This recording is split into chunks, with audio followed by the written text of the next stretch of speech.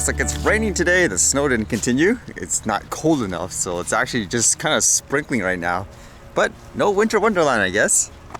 And what's going on today? I was reading this at first, which kind of made me wonder, will this actually do anything? Apparently in the US, they're going to propose some kind of bill to criminalize drones.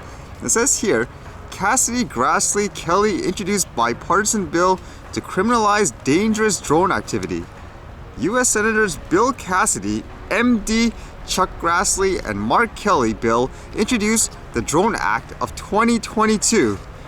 The bipartisan bill seeks to criminalize dangerous drone activity, including by drug and human traffickers who have embraced drone technology to facilitate their operations. Alarmingly, criminals have started attaching weapons to drones, raising significant national security and public safety concerns. So it's one of those common stories you often hear where people think any type of quote drone could carry a bomb, it could be spying on you. It says as drone technology advances and drone usage becomes more widespread, it's imperative that we modernize the law to deter criminal activity. Drones offer great potential for revolutionizing how we do business in this country. And a lot of work went into making sure this bill wouldn't stifle all the positive aspects of drone innovation. I don't know if that's going to be the case because in most places around the world, I can just say like here in Canada, for example, it seems like that's all it's done for the mass majority of people where it restricted them from, let's just say, flying a toy, using it to capture videos and photos just for fun and all that. And all it did was basically fearmonger the technology, make it worse, like people firing arrows and stuff at drones. It didn't actually help at all in that case. And this kind of makes me think of my point I often say, there needs to be a clear distinction and it should come down to what you're using and how. It says here, from my years serving in the Navy, I know firsthand the power drone technology offers. In the wrong hands, it can pose security risks, which is why Senator Grassley and I are introducing the Drone Act to stop the illegal use of drones, like for drug trafficking, and to increase penalties for the most serious crimes, said Kelly. It's critical that we give law enforcement the tools to accomplish its missions of keeping our communities safe and our borders secure against criminal organizations. It sounds fine and dandy, but again, I wonder, can't you punish people already? It reminds me of just people talking about things like, oh, if this drone is spying on me, this and that. Why do you need an extra law, so to speak? If someone's using it to spy on someone, voyeurism, you could already punish them, correct? It doesn't matter what the person's using. A smartphone, a long-range zoom camera, it doesn't matter, right? You'd punish them if they're doing something bad with it. So why do you need extra stuff? It just creates more, I guess, barriers, in my opinion, in terms of people using the tech in general in a good way. And they go on, which kind of makes me think, when you really think about the wording here, it says the Drone Act of 2022 would ensure drug traffickers and terrorists cannot use drones to carry out violent attacks. In recent years, a would-be Al-Qaeda operative, Rezwan Ferdis, pleaded guilty to charges of attempting to damage federal buildings, including developing a high-speed drone that could attack the Pentagon with grenades. So I'm thinking there, for example, it says this act would ensure drug traffickers and terrorists cannot use drones to carry out violent attacks. One, I don't think a quote terrorist is going to obey any quote laws. How would something on a piece of paper stop this guy from doing this in general? Let's just say there is a law right now or whatever that says everyone cannot use a drone, period. Doesn't matter who it is, like a civilian or whatever. That way 100% we're secure. Why would this guy listen to you? He'd probably still do it, correct? At the same time, again, let's just say theoretically somebody did use a drone to kill somebody right now in some way. Like here, let's just pretend they used it, they dropped a grenade. Are you telling me there's nothing in the law right now that would say, okay, this guy's gonna be punished? I would imagine he'd be punished. It doesn't matter what the person uses, correct? It'd be no difference than, I don't know, killing someone with a knife, for example, or using some kind of explosive through other means, not necessarily through a grenade, because I often say too, like with some of the stories I've heard, people using rice cookers as quote bombs, you'd punish them, correct? You don't need an extra law now saying, okay, now we need to ban rice cookers. Specifically in the law, if you use rice cookers in this way, you will be, I don't know, penalized. Like, why do you need stuff like that? It just makes me think, it sounds like people trying to do something for the sake of making it look like they're doing something, even though in reality it doesn't help at all. at the overall situation. And I guess in terms of the act, it says the Drone Act of 2022 will expand the list of criminal offenses and make them punishable with a $250,000 fine or a prison sentence.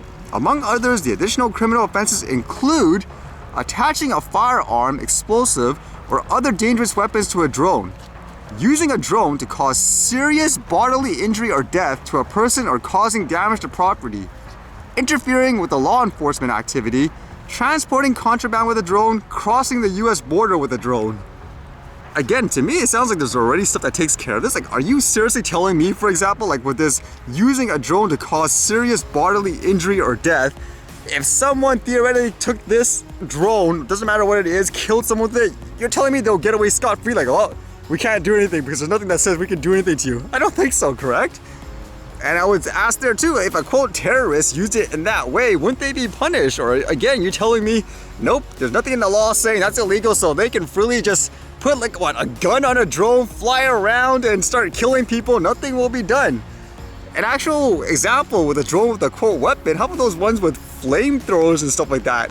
They actually use those like for workers in various countries just to take down various materials, like in power lines, for example. So would that be considered as quote a dangerous weapon, a drone with a flamethrower, for example? Again, I don't think this thing is really thought out. It's made by a bunch of people, it seems like, that don't really know how people use it in modern day life, I guess, as they say. You have to wonder at times, how did they come up with this stuff? Which made this story kind of interesting, because I would say that too, like here, how did they come up with this stuff? Those people, whoever are in charge in Transport Canada and so forth, did they only speak to, let's just say, whoever it benefits, I guess, commercially?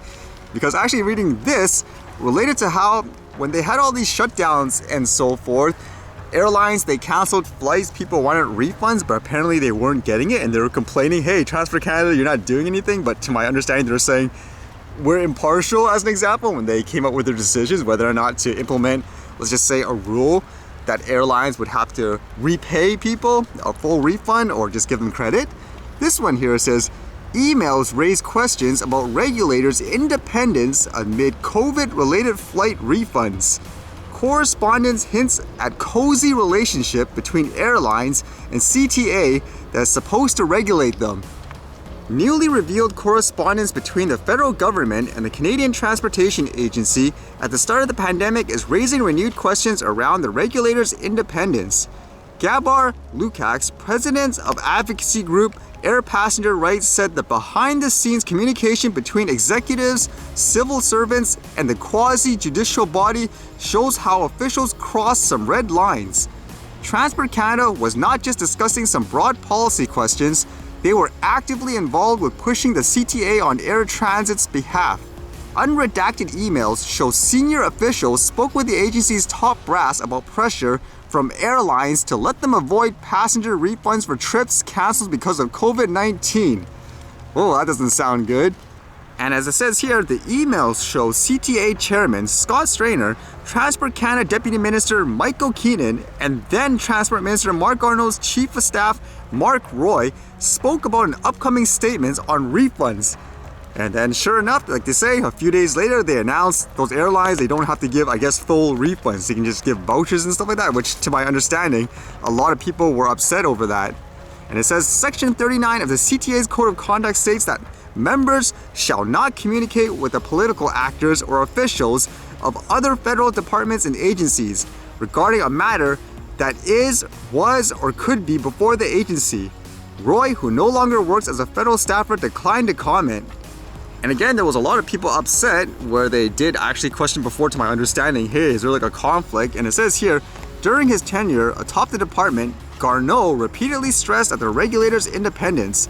On May 28th, he told a special committee on the pandemic that the Canadian Transportation Agency is a quasi-judicial body that operates at arm's length from Transport Canada and the federal government as a whole.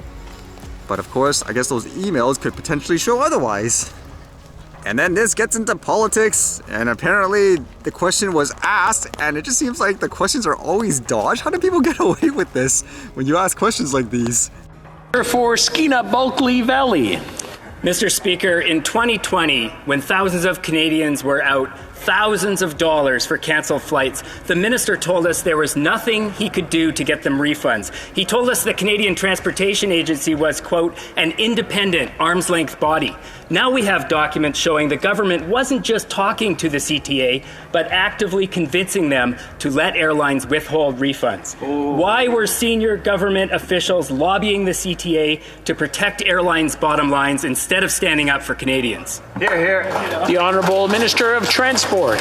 Thank you very much, Mr. Speaker. And I want to thank my colleague for reminding us and reminding all Canadians that our government was there to help Canadians with their refunds. Our government was there to help airlines who were struggling with COVID for support to save jobs and to save the skills that we need and to save our economy. So I want to thank him for that reminder, because our government will always be there helping Canadians, Mr. Speaker. Watching this is like questioning someone, hey, we gave you $1 million to fix the road, but based on the accounting, we see you took $500,000 and used it for other things like buying yourself a house. What's going on? And then the answer is, thank you for the question. We want to remind you we care a lot about roads and people and this and that. Like, you don't even actually answer the question. How do people get away with this? But in general, it makes me think, like I said, it's actually important to read, I guess, other stories as well, because in this case it relates to things like Transport Canada and stuff. It makes me wonder for things like the drone regulations and all, since they don't make sense, they're so over the top in many ways, is it the same situation where it's like, say, a company that's basically feeding them this information, their buddy, and because of that, they're not really impartial in terms of how to come up with things like regulations that are actually about safety versus benefiting someone else? Makes you wonder, what are the odds of that, huh? I wouldn't doubt if it is similar in many ways. It's like I said before, you have to look at it in a broader picture. Like here, it doesn't affect me personally. I didn't buy an airline ticket. I didn't have to seek for a refund. But if people in charge are doing this to people like that, then what are the odds are they're doing this to other people as well in the same manner, just in different, I guess, categories? I wouldn't doubt if that could be the case, correct? So yeah, makes you wonder.